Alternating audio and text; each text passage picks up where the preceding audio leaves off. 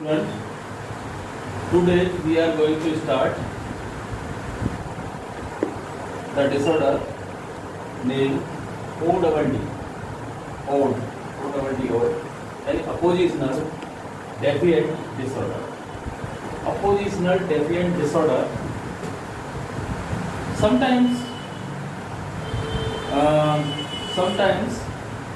आपने देखा होगा कुछ स्टूडेंट का या कुछ बच्चों का जो बिहेवियर है वो हमेशा अपोजिट रहता है, अपोजिशनल होता है.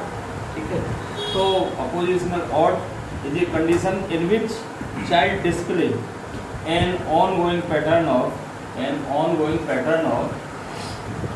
एन एंग्री और irritable mood. An ongoing pattern of angry and irritable mood. उसका नाराज हो जाता है, उसका इरिटेट हो जाता है, चिड़चिड़ापन होता है.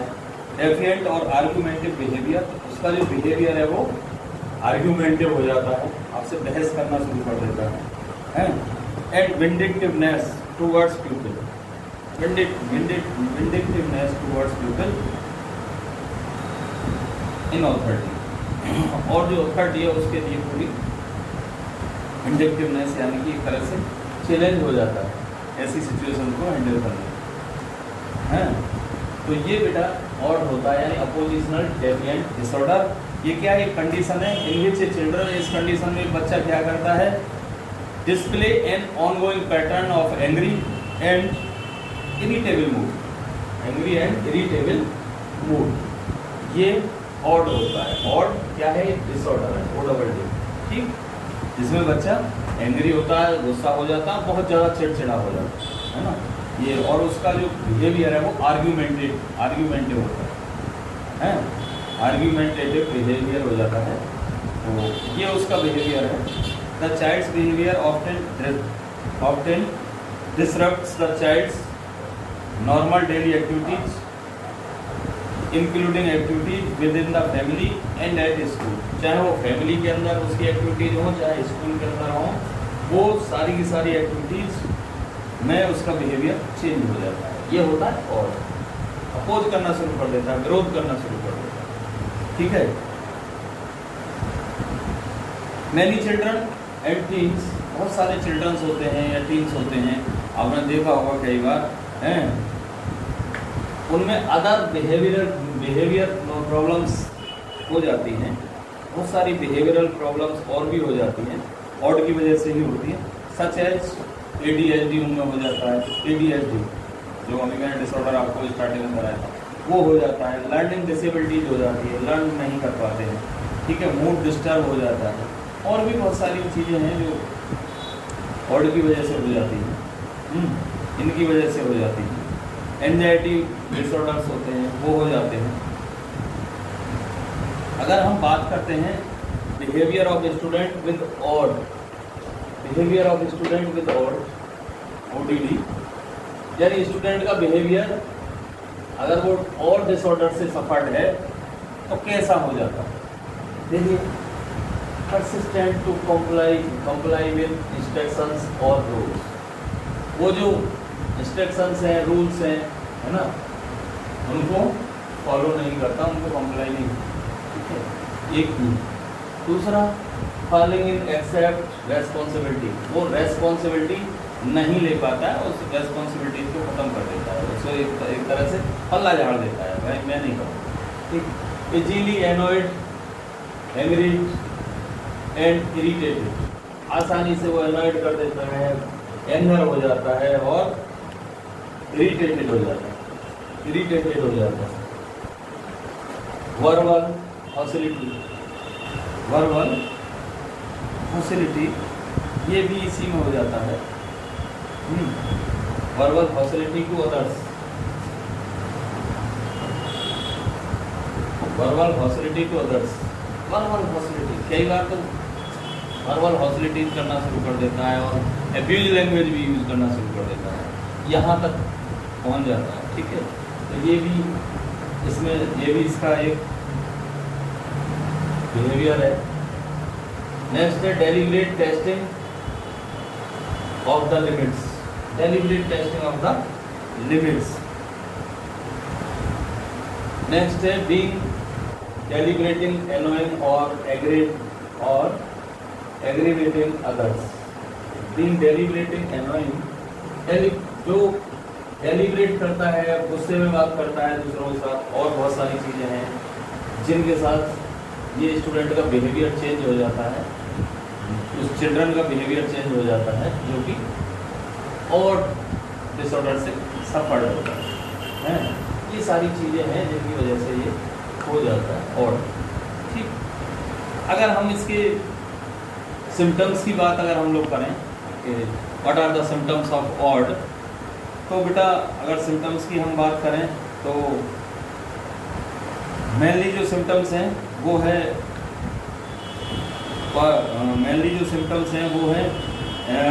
एंग्री है एंड रिसेंटफुल टू अदर्स है, आर्ग्यूज हैं, ये सारे करते हैं। Blames others for their own mistake, अपनी मिस्टेक का दूसरे के ऊपर ब्लेम लगा देना, खुद मैंने मिस्टेक की है दूसरे के ऊपर ब्लेम लगा देना, ठीक है, यानी कि blame others for their own mistake. Frequently loses tempers, हम अपना टेम्पर लूज कर रहे हैं फ्रीक्वेंटली, कभी भी कैसे भी, ठीक है। इट स्पाइटफुल और सीक्स रिवेंज, और कई बार हर समय बदला लेने के लिए हम लगे रहते हैं, उसने ऐसा कर दिया तो वो है।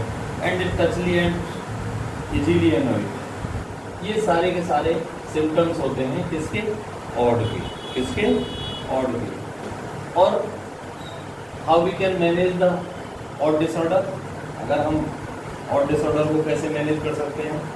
एक तो इसके सिम्टम्स जैसे ही आते हैं तो उसके बाद फिर हमें डॉक्टर्स वगैरह से या जो साइकोलॉजिस्ट हैं उनसे काउंसलिंग करानी चाहिए।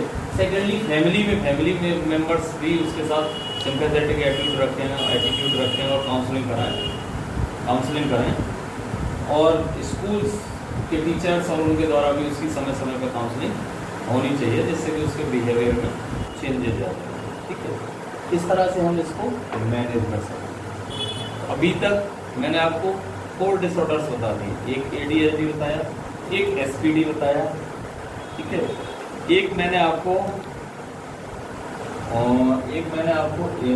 ADHD, OCD, ऑड बता दिया है, और एक मैंने आपको बताया था ASD, 4 बता चुके। फिफ्थ है बेटा OCD, ऑब्सेसिव कंपल्सिव डिसऑर्डर। क्या है ये? Obsessive compulsive disorder. ये डिसऑर्डर है, ये डिसऑर्डर होता क्या है? What is OCD? तो OCD is a type of mental disorder. OCD is a type of mental disorder or illness that causes unwanted thoughts. यानी कि OCD is a disorder. OCD disorder is a type of illness, is a type of mental illness that causes unwanted thoughts. To get rid of thoughts, a person does the same task over and over. A person does the same task over and over and again. यानी इसमें क्या होता है, कोई भी व्यक्ति एक काम को बार बार रिपीट करता है, बार बार रिपीट करता है, और एक फियर उसके अंदर हो जाता है।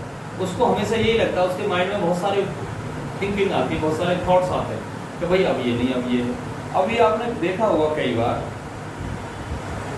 कि जिस समय आप घर में सो रहे होते हैं रात में, सभी सोते, जिस समय सोते हैं उस समय कई बार लोग ऐसा होता है कि हमने अपना डोर बंद कर लिया, उसके बावजूद भी हमको ये लगेगा कि हमने शायद दरवाज़ा बंद नहीं किया, और हम फिर उठ के जाते हैं दरवाजे पर, फिर वो दरवाज़ा बंद करके देखते हैं दरवाज़ा तो बंद है, फिर आगे थोड़ी बहुत देर सोने के बाद हमारे माइंड में फिर उसी तरह से थॉट आ जाता है, दरवाज़ा बंद हुआ था या नहीं हुआ था, है।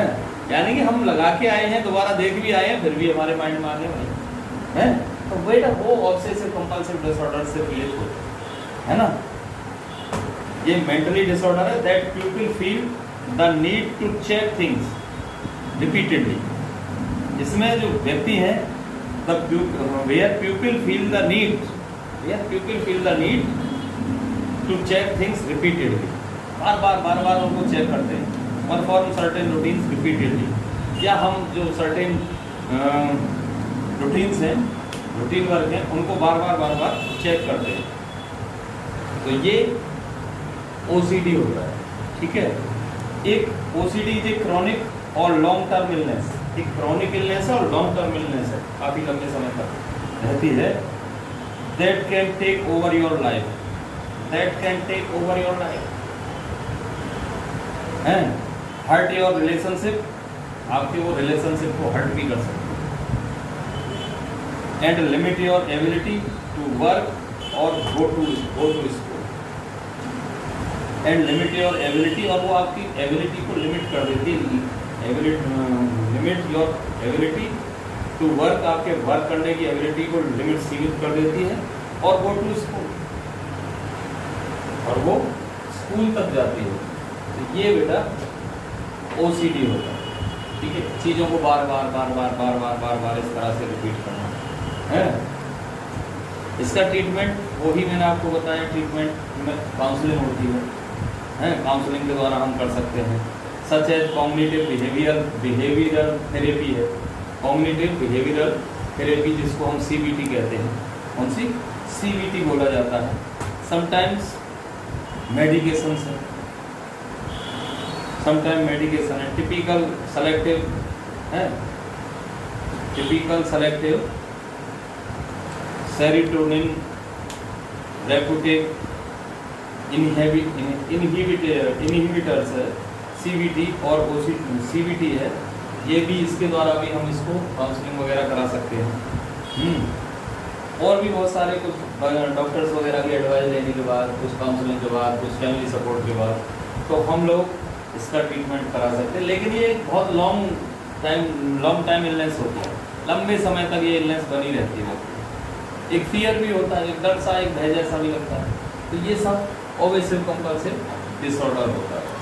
इस तरह से आपके सिलेबस में 5 डिसऑर्डर्स हैं, ADHD, SPD, ASD, ODD यानी ऑड, और OCD। 5 डिसऑर्डर हैं। ये 5 डिसऑर्डर्स हमने आपको बताए। और इससे आगे नेक्स्ट टॉपिक जो है आपका, वो है बेटा डिसेबिलिटी एटिक्वेट्स। इसके बारे में हम अभी आपके सामने इसी वीडियो में हम आपको बताएंगे कि what are the disability etiquettes. Disability etiquettes होते क्या हैं, है ना। डिसेबिलिटी तो मैंने आपको बताया ही था, विकलांगता होती है। और एटिक्वेट्स जानते हैं आप लोग, शिष्टाचार होगा। जो डिसेबल पीपल्स हैं उनके साथ हमारा किस तरह से शिष्टाचार होना चाहिए, हमारा व्यवहार किस तरह से होना चाहिए, जिससे कि वो हर्ट ना हो, है। इसके बारे में हम आपको अभी इसी वीडियो में बताते हैं। तो चलकर देखते हैं डिसेबिलिटी एटिक्वेट्स। यस बेटा, तो बात कर रहे थे डिसेबिलिटी एटिक्वेट्स। डिसेबिलिटी एटिक्वेट्स जैसा मैंने आपको बताया, डिसेबिलिटी मीन्स तो आप जानते हैं विकलांग होता है, ये दिव्यांग। एटिक्वेट इट मीन्स शिष्टाचार है, ठीक। तो ये क्या है, it is a set of guidelines, dealing specifically with how to approach people with disabilities. How to approach people with disabilities. हम डिसेबल पीपल को कैसे अप्रोच कर सकते हैं, हम डिसेबल पीपल्स के साथ कैसे अप्रोच करें, है ना। ये डिसेबिलिटी एटिक्वेट्स है ना, यानी दिव्यांगों के साथ हमारा शिष्टाचार कैसा होना चाहिए, उनके साथ हमारा व्यवहार कैसा होना चाहिए। अभी अमूमन क्या होता है, जैसे ही कोई डिसेबल पीपल हम लोगों को नज़र आता है या हमारी क्लास में कोई स्टूडेंट इस तरह से पढ़ता है, तो हम लोगों की जो वर्डिंग है, हम लोगों की जो टोन है, वो उसके प्रति बदल जाती है। जैसे अगर किसी कोई थोड़ा बहुत पोलियो वगैरह से सफ़र है, तो हम लोग उसको कई बार तो क्या कहते हैं, अरे लगना इधर आ। इट इज़ टोटली रॉन्ग बेटा, इट्स टोटली रॉन्ग। या कई बार कोई किसी की लर्निंग डिसेबिलिटीज से सफ़र है, तब भी हम उसके बारे में किसी से कुछ भी कहते हैं, इधर आ, ये कर, वो कर, तो वो थोड़ा सा गलत होता है। और जो हमारा शिष्टाचार है उनके प्रति काफ़ी सेंसिटिव होना चाहिए, काफ़ी सेंसिटिव होना चाहिए। कैसे होना चाहिए? देखिए, अगर हम बात करें हैं कमेंडमेंट ऑफ एटिक्यूट्स विद डिसेबिलिटीज, अगर हम बात करते हैं तो first of all talk directly, उनसे डायरेक्टली टॉक करना चाहिए। हम लोगों को क्या करना चाहिए? डायरेक्टली टॉक करना चाहिए। When talking with a person with a disability, speak directly to that person rather than through a companion और साइन लैंग्वेज। किसी साइन लैंग्वेज या कंपेनियन के द्वारा नहीं, उनसे हमें डायरेक्टली टॉक करना चाहिए, सीधा सीधा बोलना चाहिए, हैं? सिंपैथी के साथ सीधा उनसे बोलना चाहिए। सेकंड है ऑफर टू शेक हैंड, हमें शेक हैंड का ऑफर करना चाहिए। आजकल कोरोना के चक्कर में तो फिर शेक हैंड नहीं हो रहा है, लेकिन बाकी हमें ऑफर टू शेक हैंड, उनसे शेक हैंड करने का ऑफर हम लोगों को करना चाहिए। और अगर कोई पीपल सपोज दैट उसके आर्म्स नहीं है या यहाँ से आर्म्स नहीं है, कोहनी से नहीं है, वो शेक हैंड नहीं कर सकता है, तो फिर हम लोगों को हैंड उसके यहाँ से टच कर देते हैं, कई बार यहाँ से टच करते हैं, जिससे कि उसको ये ना लगे कि भाई सब शेक हैंड कर रहे हैं, सबके साथ इसका व्यवहार अलग तरह का है और मेरे साथ अलग तरह का है। ठीक है, ऑफर टू शेक हैंड, हमें शेक हैंड का ऑफर करना चाहिए। ठीक, और कई बार अगर राइट हैंड किसी का नहीं है तो हमें लेफ्ट हैंड में कोई हैंड शेक करना चाहिए, लेफ्ट हैंड में है, ये ऐसा भी होता है। ठीक, थर्ड है बेटा ask before you help, ask before you help, यानी कि उन्हें सहायता करने से पहले पूछना चाहिए, हम लोगों को पूछ लेना चाहिए। Ask before you help. If you offer assistance wait until the offer is accepted, जब तक हमें वेट करना चाहिए जब तक कि उसका ऑफर, आपका ऑफर जो है वो स्वीकार ना कर ले, हैं? देन लिसन टू और ask for instructions, then listen to, उसकी सुनिए, एंड आस्क फॉर इंस्ट्रक्शंस, और इंस्ट्रक्शंस के बारे में पूछ सकते हैं। ठीक है, ask before you help. Next है डोंट टच और लीन ऑन व्हील चेयर, उनकी अगर व्हील चेयर पे है, डिसेबल्ड पीपल व्हील चेयर पे है, तो उसकी जो व्हील चेयर है उसको हमें टच नहीं करना चाहिए। डोंट टच और लीन ऑन व्हील चेयर, जब तक हम लोगों को टच नहीं करना चाहिए। क्यों नहीं करना चाहिए? डोंट पुश और touch persons wheel chair, leaning or hanging on to a person's behavior, person's wheelchairs similar to leaning or on or hanging on to a person and is generally considered annoying। तो बिना उससे पूछे हमें उसकी wheel chair पे ना तो उसको टच करना चाहिए, ना ही लटकना चाहिए। कई बार आप लोग उसकी व्हील चेयर पर लटक जाते हैं, कुछ और करना शुरू करें, वो नहीं करना चाहिए आपको। ठीक, नेक्स्ट है बेटा listen them carefully, listen them carefully, listen attentively when you are talking with a person who has difficulty in speaking. अगर कोई ऐसा व्यक्ति है जिसको स्पीकिंग में डिफिकल्टी है, ठीक है, जब हम उसके साथ बात कर रहे हैं तो हमें उसे अटेंटिवली सुनना चाहिए।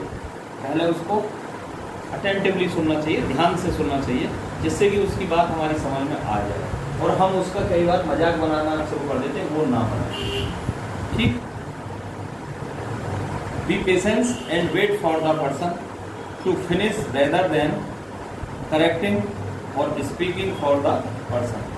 हम लोगों को वेट करना चाहिए, है ना, पेशेंस रखना चाहिए जब तक कि वो अपनी पूरी बात खत्म ना करे। ठीक है, तो लिसन देम केयरफुली, उनको हमें केयरफुली सुनना चाहिए। नेक्स्ट है बेटा ऑफर फॉर हेल्प और असिस्टेंस। ऑफर फॉर हेल्प और असिस्टेंस, उन्हें मदद के लिए या असिस्टेंस करने के लिए उन्हें ऑफर करना चाहिए, ऑफर करना चाहिए, हैं? पीपल हु आर ब्लाइंड, जो लोग ब्लाइंड होते हैं कई बार और रोड वगैरह क्रॉस कर रहे हैं या कुछ भी कर रहे हैं, तो वहाँ हमें उन्हें हेल्प का ऑफर करना चाहिए। People who are blind know how to orient themself and get around on the street तो हम लोगों को वहाँ उनसे हेल्प के लिए ऑफर करना चाहिए, पूछना चाहिए can may I help you. ठीक है, अगर वो कहते हैं कि हाँ आप हमारी हेल्प कीजिए तो उनको स्ट्रीट वगैरह हम लोग रोड और वो सब पार करा सकते हैं। ठीक है, नेक्स्ट है बेटा speak clearly and slowly to use body sign language. Speak clearly and slowly to use body sign language to get the attention of a person who is deep जानते हैं गहरा। ठीक है, who is deep है tap the person on the shoulders or wave your hand। उस person को उसके कंधे पे टैप करके हम लोग इशारे में साइन लैंग्वेज में उससे बात कर सकते हैं। स्पीक क्लियरली एंड स्लोली, धीमे धीमे से है बात कर सकते हैं। Look directly at the person and speak clearly. Directly उसको देखें और उससे स्पीक क्लियरली, साफ साफ बात करें। ठीक है, तो ये speak clearly and slowly to use body sign language. ठीक है, इसके बाद नेक्स्ट है body sign language for hearing disability, और उनकी बातें सुनने के लिए, यानी कि साइन लैंग्वेज यूज कर सकते हैं। नेक्स्ट और लास्ट है address them by their first name as with others. जैसे हम अदर्स के साथ उनका फर्स्ट नेम लेते हैं, फर्स्ट नेम जैसे कि किसी का नाम है सुमित है, किसी का अंशित है, किसी का और कुछ है, हम बोलते हैं ना है, वैसे ही फर्स्ट नेम हम लोगों सुनील है, हम लोगों को फर्स्ट नेम ऐसे ही लेना चाहिए।